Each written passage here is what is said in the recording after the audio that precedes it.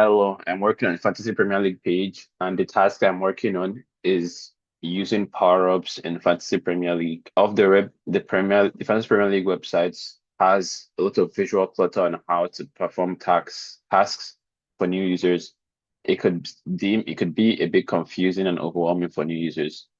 A simple example of something that could be difficult for a new user would be how to properly make a transfer. There's three transfer buttons on this homepage, and it could be confusing on which transfer button does what. However, on my project, I'll be talking on the power-ups, which can be done by going to the big team section, selecting the power-up which you'd like to use. For example, triple captain. It gives you a small description of what it does over here, and then you can click play chip to activate the chip.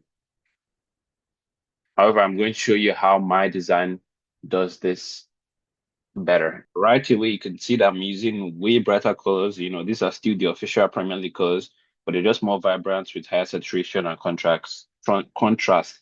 When you click the power up button, you go to this dedicated page for power up. This follows the principle of progressive disclosure, which is breaking down complex tasks into manageable steps instead of overwhelming users with everything at once. Each ship has its own card with, a dark purple background. Like the bright color, bright green colors give clear affordances for you to know um that this button is clickable. So when I click the button, it gives me an alert box. This is a natural thing that would make me know, okay, this is an alert box, and it gives me, oh, do I want to activate my triple captain? Yes or no. So this is more for like regular users that already understand how to use triple captain. I would say no for now. So if I'm a new user and I want to learn how to use triple captain, I could click learn more, and it gives me a more detailed breakdown on how the triple captain actually works.